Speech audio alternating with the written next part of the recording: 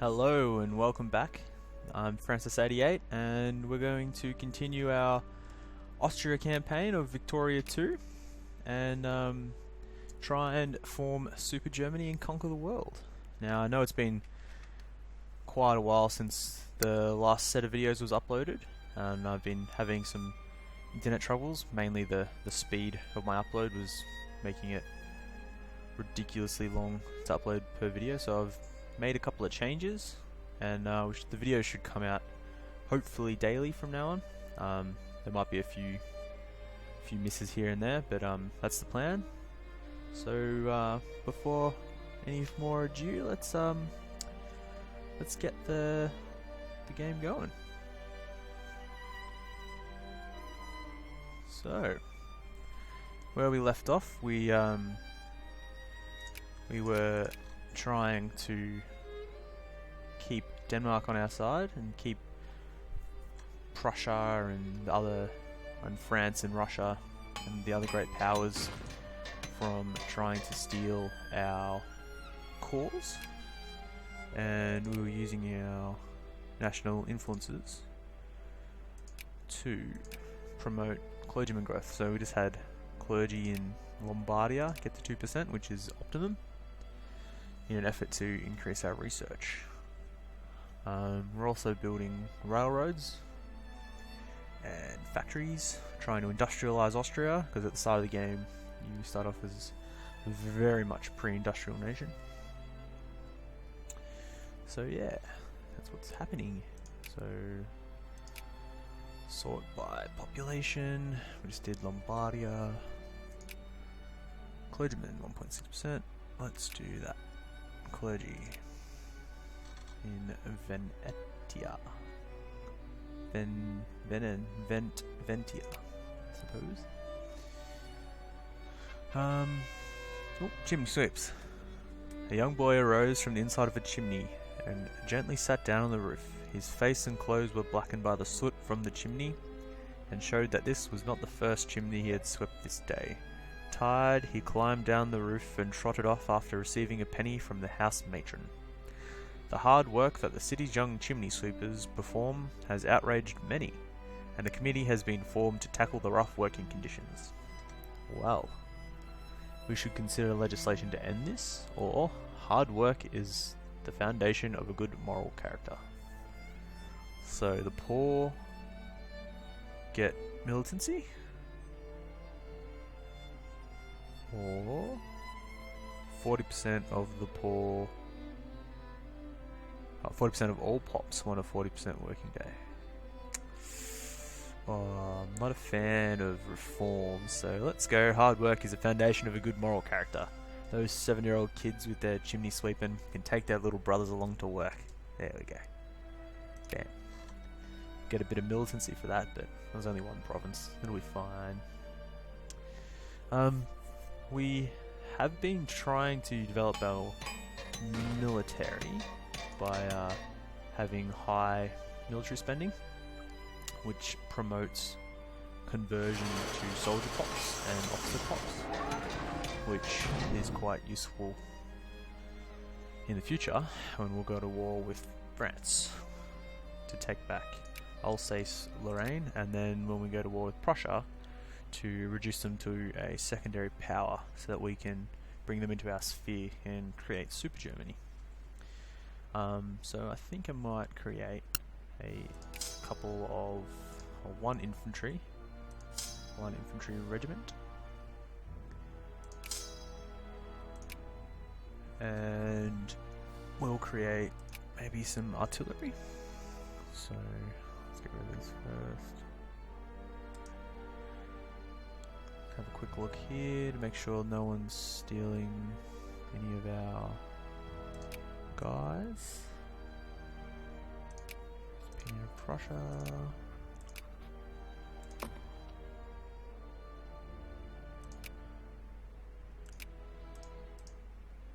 Let's do that. And railroad, cement factory. Let's have a quick look at our production, because it's been a while since I've been playing.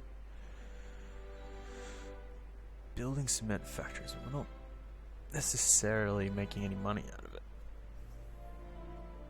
Likewise with lumber mills. Well, I'm making money out of this one, but I think that's only because we've got very limited workers for wages. Fabric factories, steel, making money out of steel, cool. Luxury clothes making money out of. Very nice. Alright. So let's build some guys. 1 of 2, 1 of 0 of 1. I like to build units in provinces like Prague and Carlsbad, where we have more than a single maximum number of units at any one time to be able to sustain. But you gotta watch that, like here, how it says you have 1 current and 3 allowed, that you don't have more than 1 ethnic type, because they draw from different manpower pools.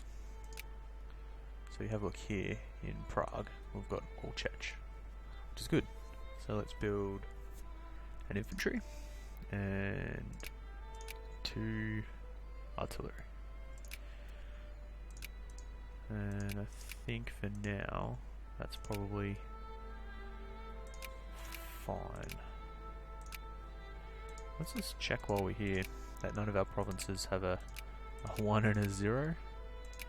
Because if we do, that means that when war happens, which it will, and they lose manpower, that they will suffer reinforcement penalties, and it's quite disadvantageous to have units trying to reinforce from provinces without any population, but we appear to be good.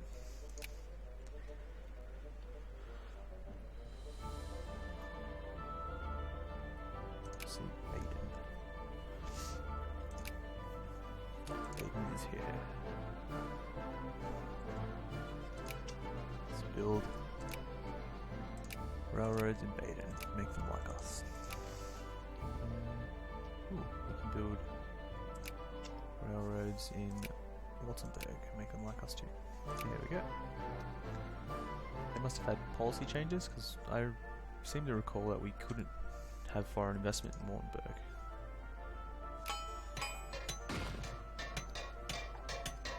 They must have had government change. Works in our favour. An attempt to justify war using demand concession cause of war, casus belli, against Korkan by Russia was detected. Those despicable Russians trying to get casus belli against other countries that I care little about. I mean, damn them. I suppose if I was a computer player, I'd be worried about their growing power, but I'm just worried about their growing power already, so it's not really an issue. Premier of those are C's. Nabucco. I guess that's how you pronounce it. It's Verdi's most influential work, which premiered in Scala Opera House in Milan. It has captivated the hearts of many Italians. Its prisoner choir would go on to become Italy's unofficial anthem. Huh. Oh well, I get some prestige out of it, but all the North Italians get consciousness increase. Didn't put it up a lot, but hopefully we can bring it down. So that's a month negative per month. Okay. While we're here, these guys are done. So let's get some clergy in Austrian West Galicia.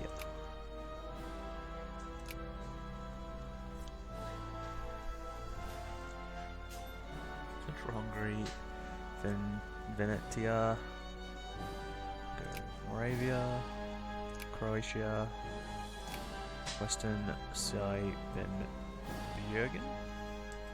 Eastern Slavonia, Austria. I think we're gonna need to do it in all the provinces.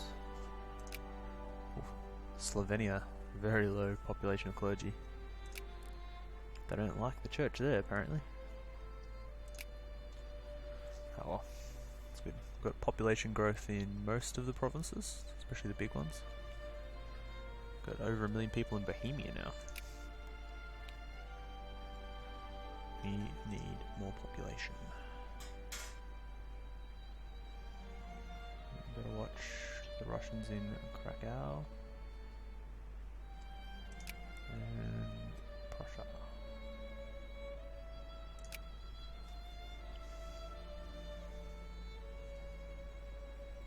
So hopefully today I'll record quite a few videos, and then I'll be able to slowly release them over time, so that if for some reason I can't record, I'll still have a backup to be able to submit. Just keep the release dates consistent.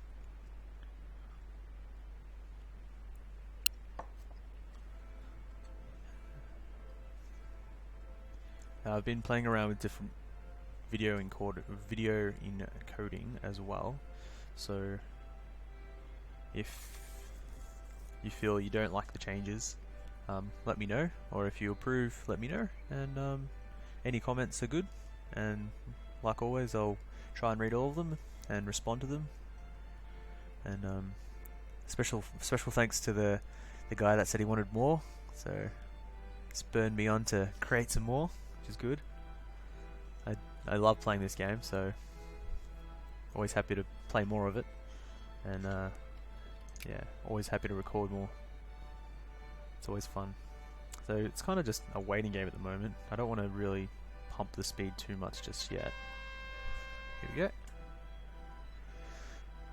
Nats hurt Annie. The Serb, Ilya Garashanin, demanded in his writing the unity of all southern Slavs in the struggle against their Austrian and Ottoman oppressors. His writings became the program for Southern Slav nationalist movement. Yeah, we don't want to free the Slavs. That would break up my country. We kind of want that not to happen. We want to keep Austria together. We want super Germany. So this guy is not my friend. I'd love to get these countries, but I don't think it's worth a war with Russia and Ottomans, and there's no way we'd win. Major discovery. Scientists in our country have discovered a mechanized slaughtering block. By mechanizing the procedure inside the slaughterhouse, the handling was sped up and output increased. Wool and cattle production plus 20% each. Awesome. Since a lot of our country is based on that, on those industries, if we have a look, we'll see that we produce 108 wool and 97.6 beef or cattle. And just jumped. Woo. And they're worth $3 and $1.70. Woohoo! Oh, wait. Way less than that. 70 cents. And $2.30. 31. Awesome. But we can do with the money. You can always do with more money in this game. Always.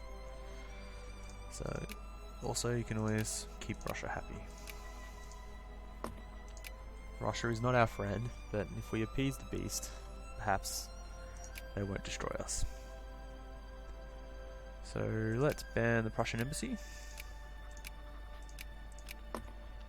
And let's move that to somewhere else. Let's say Krakow. And we're good.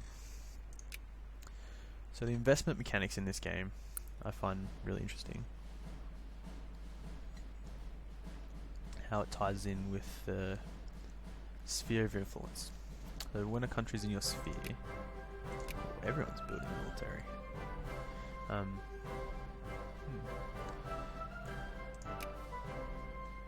14 brigades can be mobilized. Wicked.